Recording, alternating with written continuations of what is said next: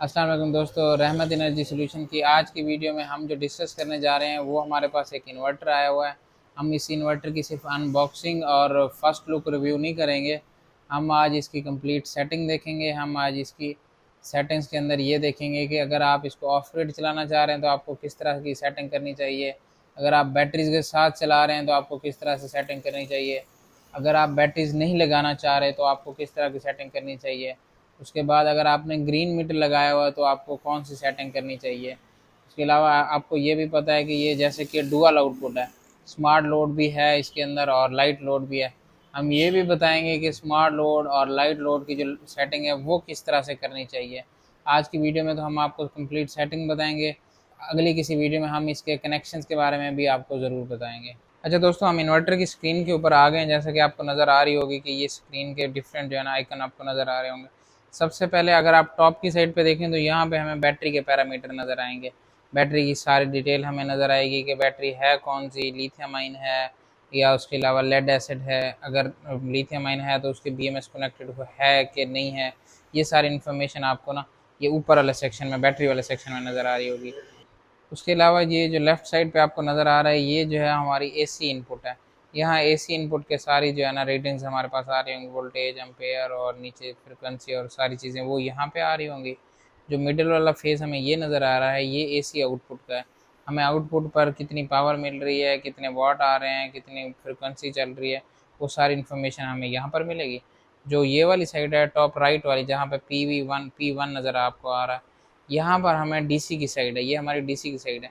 यहाँ पर हमें सोलर पैनल से जितनी भी हमें प्रोडक्शन पावर आ रही होगी वो हमें यहाँ पर शो होगी। ठीक है, ये तो होगी ये सारी डिटेल। नीचे वाली साइड पर हमें जो है ना सारे एरर भी हमें यहाँ पर शो होंगे, वार्निंग्स भी हमें यहाँ पर शो हो रही होंगी। उसके अलावा जो प्रोडक्शन हुई हुई होगी ईयरली, मंथली, डेली, वो हमें यहाँ पर शो होगी। अच्छा, नीचे हमें ये टच स्क्रीन के जो है ना 4 आइकन नज़र आ रहे हैं। ये एंटर का, ये डाउन का, ये अप का और ये बैक का। अच्छा, सेटिंग में एंटर होने के लिए हम एंटर के बटन को 3 सेकंड के लिए प्रेस करके रखेंगे। जैसे इसको प्रेस करके रखेंगे हमारे पास इसकी सेटिंग स्टार्ट हो जाएगी। अभी ये 0 0 ये स्केप की है, इसको रहने देंगे, इससे नेक्स्ट चलेंगे। बल्कि मैं बैक आ जाता हूँ। अच्छा, जो नंबर 1 पे है वो SUV है। ये नॉर्मली सारे इन्वर्टर्स के अंदर यही होती है। SUV का मतलब ये है कि आपने सोर्स प्रायोरिटी सेलेक्ट करनी है। सोलर, यूटिलिटी और बैटरी। पहले नंबर पर सोलर लेगा, दूसरे नंबर पर यूटिलिटी लेगा, तीसरे नंबर पर बैटरी लेगा। यूटिलिटी से मुराद यहाँ पर हमारा ग्रिड या वापडा है। अगर हमने इसको चेंज करना है तो मैं दोबारा सेटिंग में जाता हूँ। अच्छा, सेटिंग्स के अंदर जाके मैंने क्या किया, मैं नीचे जाता हूँ। अच्छा, इसमें जैसे नंबर 1 पे मैं एंटर करता हूँ तो ये SBU नज़र आ रहा था। अगर मैं इसको चेंज करता हूँ तो SBU। इस सेटिंग के अंदर क्या होगा कि सोलर सबसे पहले, उसके बाद बैटरी, उसके बाद यूटिलिटी मतलब ग्रिड। ठीक है, वो प्रायोरिटी हमने खुद सेलेक्ट करनी है कि हमने इसको किस तरह से चलाना चाह रहे हैं। कुछ लोग ये कहते हैं कि जैसे ही सोलर जाए उनका फ़ौरन वापडाना स्टार्ट हो जाए, बल्कि बैटरी चलना शुरू हो जाए, उसके बाद ही फिर वापडा चले। तो उस केस में आपको SBU की सेटिंग जो है ना वो सूट करेगी। मैं दोबारा सेटिंग में एंटर हो जाता हूँ। अच्छा, जो 2 नंबर के ऊपर सेटिंग है ये हमें सॉरी ये बताती है कि एसी के इनपुट के वोल्टेज की रेंज क्या है। ठीक है, अगर हम इसमें देखते हैं कि एंटर हों तो ये APL है, दूसरा UPS है। एक जो रीडिंग है वो हमारे पास आ रही होती है 70 से 220, दूसरी आ रही होती है 170 से 220। ये डिपेंड करता है कि हमारे ग्रिड के जो है ना जो वोल्टेज हैं कितने डाउन है। वैसे UPS पे नॉर्मली लोग कर देते हैं। ठीक है, UPS पे करने से ये होता है कि 170 और 280 की रेंज होती है। लेकिन अगर आपकी जो आपके इलाके में वोल्टेज वापडा के बहुत डाउन होते हैं, आप ये APL कर देंगे, इसका मतलब होगा ये 90 से 280 की वोल्टेज रेंज आपकी सिलेक्ट होगी। उसके अंदर अंदर जो है ना ये कोई एरर शो नहीं कराएगा। मैं एंटर कर देता हूँ। एंटर करने के बाद 3 नंबर की सेटिंग के ऊपर आ जाते हैं। 3 नंबर की सेटिंग के ऊपर है ये आउटपुट वोल्टेज है। ये 230 सेलेक्ट हुए हुए हैं, ये 230 कर सकते हैं या 240 भी कर सकते हैं। ठीक है, 220 और 230 जो है ना ये सेफ रेंज होती है कि यही कर देने चाहिए। 4 पे आ जाते हैं, ये फ्रिक्वेंसी है। फ्रिक्वेंसी तो 50 ही रहती है, इसमें कोई एज सच कोई डिस्कस करने वाली बात है नहीं। अब ये जो 5 नंबर के ऊपर हमें सेटिंग नज़र आ रही है, ये बेसिकली ये है कि सोलर की जो सप्लाई है ना उसकी प्रायोरिटी है। ये सेटिंग हमें ये बताएगी कि सोलर सबसे पहले आया कि बैटरी को चार्ज करे या फिर लोड को सीधा सप्लाई दे, उसके बाद कुछ बचे तो फिर बैटरी को चार्ज करे। ठीक है, अब पावर लोड अगर आप हम कहते हैं कि पहले लोड को पावर मिले उसके बाद बैटरी को मिले तो हमें LBU कर देना पड़ेगा। ठीक है, LBU पे ये होगा कि सबसे पहले जो है हमारा लोड चलेगा, उसके बाद जो है ना सेकंड प्रायोरिटी हमारे पास बैटरी की होगी। बाकी उसके बाद वाली जो सेटिंग्स मैं दिखा देता हूँ। अच्छा, ये जो 6 नंबर की सेटिंग है ये बेसिकली ये बताती है कि भाई ओवरलोड के ऊपर बाईपास होना चाहिए या नहीं होना चाहिए। तो आप इसको जो है ना डिसेबल ही कर दें तो वो ज़्यादा अच्छा है। अभी इनेबल हुई, आप एंटर में जाके इसको डिसेबल कर देंगे। उसके बाद जो 7 नंबर की सेटिंग है वो ये है कि ऑटो रीस्टार्ट हो जाएगा जैसे ही ओवरलोड पे होगा और ये रीस्टार्ट हो जाएगा। इसको भी आप डिसेबल रहने दें तो आपको मसला नहीं है। अच्छा, 8 नंबर के ऊपर हमारी सेटिंग 7 होगी, 8 की बात कर देते हैं। ये है कि जब टेम्परेचर बढ़ेगा तो ये ऑटो रीस्टार्ट हो जाएगा। इसको भी आप इनेबल या डिसेबल कर दें तो ये मेन सेटिंग नहीं है। जो सबसे इम्पोर्टेंट सेटिंग है वो ये है 9 नंबर की सेटिंग।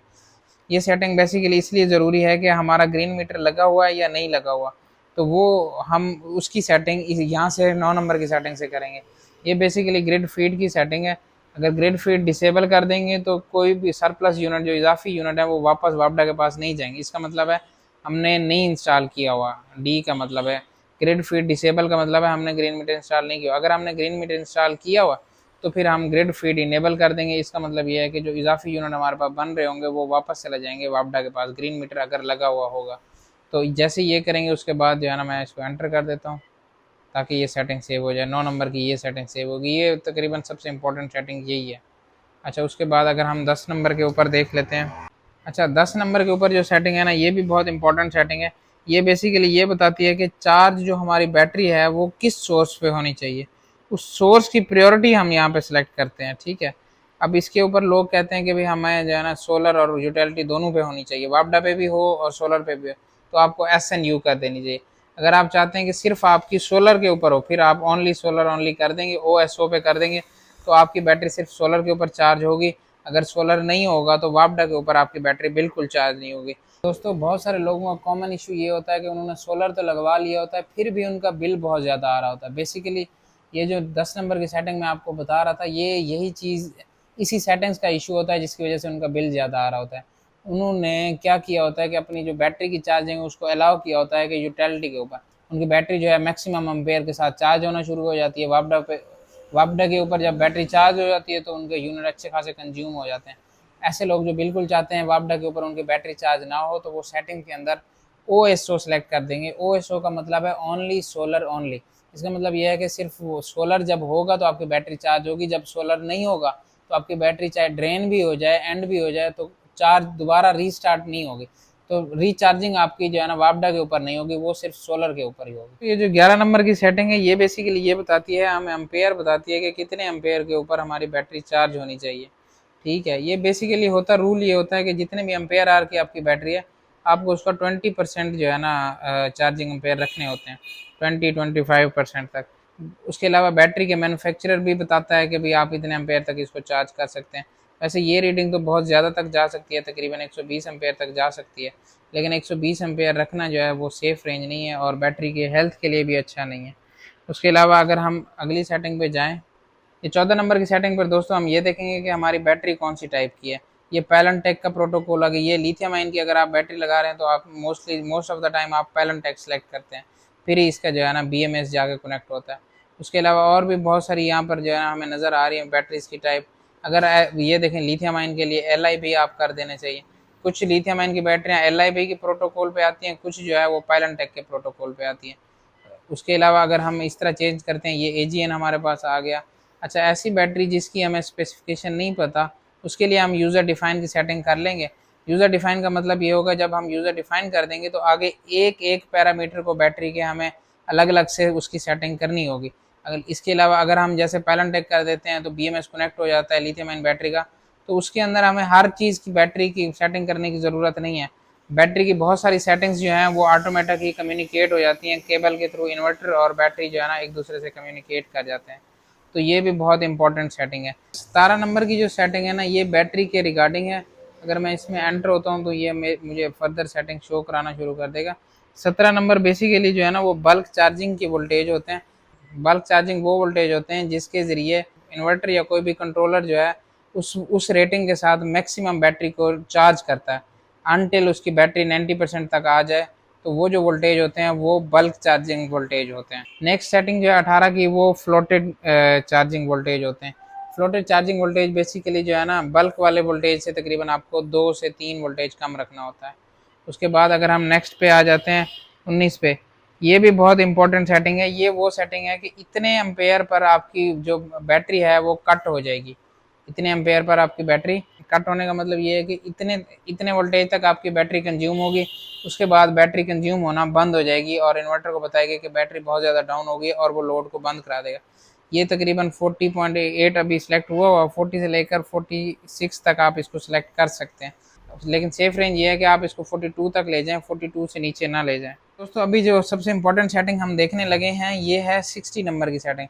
60 नंबर के ऊपर ये है कि 60 नंबर के ऊपर जो सेटिंग है वो हमारे जो दो लोड हैं, एक प्राइमरी एक सेकेंडरी, लोड 1 और लोड 2, ये बेसिकली हमें ये यहाँ से बेसिकली हम इस चीज़ की सेटिंग करते हैं कि हमारा जो लोड 2 है, मतलब कि हमारा जो स्मार्ट लोड है या हैवी लोड जिसको हम कहते हैं, वो कितने वोल्टेज के ऊपर कट हो जाए और उसके बाद फिर जो है हमारा जो लोड 1 है वो उतने पर चलता रहे। तो ये बहुत इंपॉर्टेंट सेटिंग है। ये नॉर्मली लोग ये करते हैं कि तकरीबन 44 से 46 तक इसकी रेटिंग रखते हैं। 44 से 46 जो है ना वो इसकी जो है ना अच्छी रेटिंग है। अच्छा दोस्तों, मैं उम्मीद करता हूँ कि आपको सेटिंग समझ आ गई होगी। अगर आपको इंस्टॉलर हैं, आपको कोई मसले मसाइल आ रहे हैं तो उसमें आपको ये हेल्पफुल होगी। उसके अलावा अगर कोई भी इशू आपको आ रहा हो तो हमारा व्हाट्सएप का नंबर आपको गिवन है, उस पर आप कॉन्टैक्ट करके इसके रिगार्डिंग, सेटिंग्स के रिगार्डिंग, ये वारंटी और क्लेम के रिगार्डिंग आप हमसे और मज़ीद इन्फॉर्मेशन भी ले सकते हैं। उसके अलावा सेल परचेज़ के लिए भी आप आर्डर प्लेस कर सकते हैं। हमारा व्हाट्सएप का नंबर आपको गिवन है। बहुत शुक्रिया।